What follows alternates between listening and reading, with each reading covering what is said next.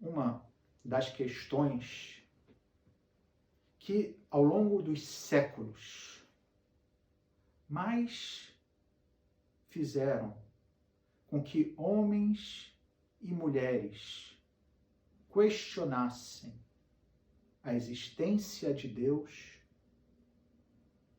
é, e foi, e sempre será, o sofrimento dos inocentes. Se existe Deus, por que Ele permite que crianças, pessoas boas, pessoas que só merecem o bem porque só fazem o bem, por que essas pessoas sofrem? Nesse tempo em que o mundo se depara com essa pandemia, essa questão torna a preocupar os corações e as consciências de tantas pessoas. Talvez até alguns de nós que conhecemos alguém que esteja sofrendo ou quiçá tenha inclusive perdido a vida, mas não somente por causa da pandemia, mas enfim, todos nós já experimentamos de algum modo alguma situação de um sofrimento que não conseguíamos explicar e que nos deixa perplexos, sobretudo quando rezamos, pedimos a Deus uma luz, pedimos a Deus uma intervenção e o que encontramos é o silêncio. Qual é a resposta de Deus para essa questão? A resposta de Deus é a paixão de Jesus. E a resposta de Jesus é essa entrega sem reservas. Nós vimos o que significa essa entrega justamente na segunda leitura de hoje, da carta de São Paulo aos Filipenses, quando São Paulo afirma: embora fosse de divina condição, Cristo não se apegou à sua condição de Deus, mas ao contrário, se rebaixou a si mesmo, assumindo a condição de escravo, e se fez obediente até a morte, e morte de cruz. A resposta de Deus, que é Jesus, nós vemos justamente nesse ato de que o próprio Deus, o Filho de Deus, a segunda pessoa da Santíssima Trindade, que é Deus, com o Pai e o Espírito Santo, se rebaixa, assume uma existência humana, vem compartilhar os nossos sofrimentos, vem compartilhar a escuridão que enfrentamos diante do silêncio de Deus.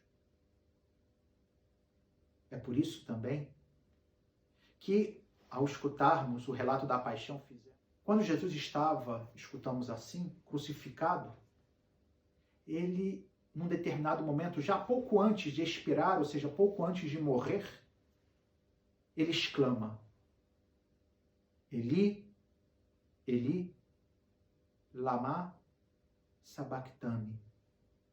Meu Deus, por que me abandonastes?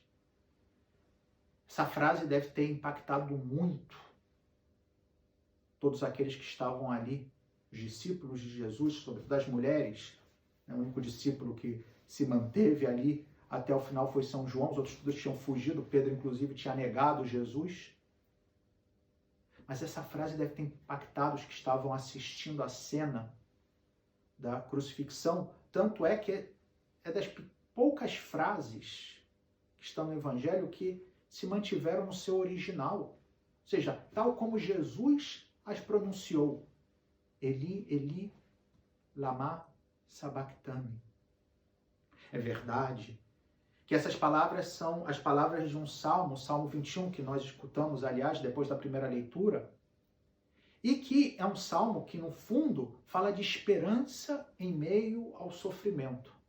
O justo, que parece abandonado, que parece que Deus não o escuta, mas ainda assim ele confia. Porém, isso não exclui a experiência do abandono, a experiência de se sentir abandonado por Deus.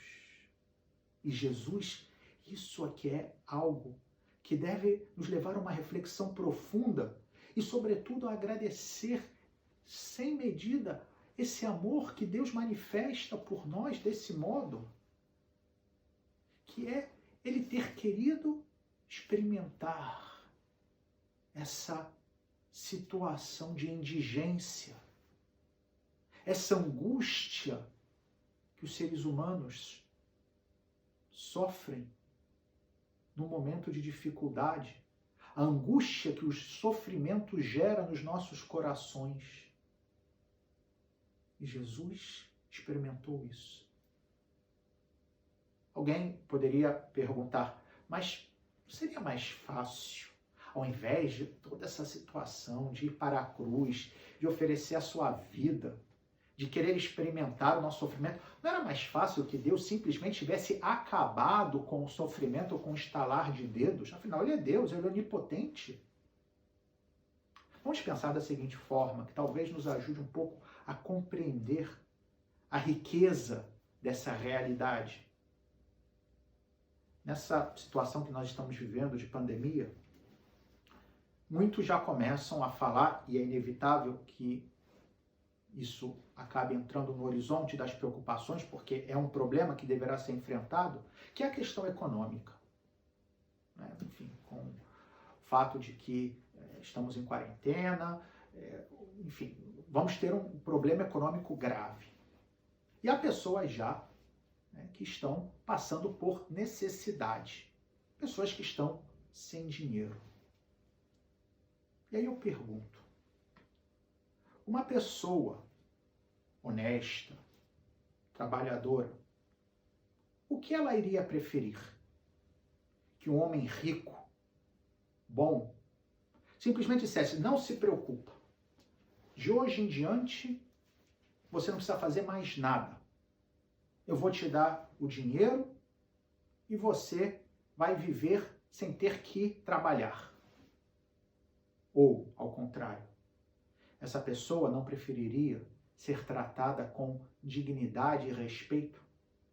E que esse rico dissesse, eu vou estar com você, eu vou até você, eu vou experimentar a sua dificuldade e juntos nós vamos superá-la.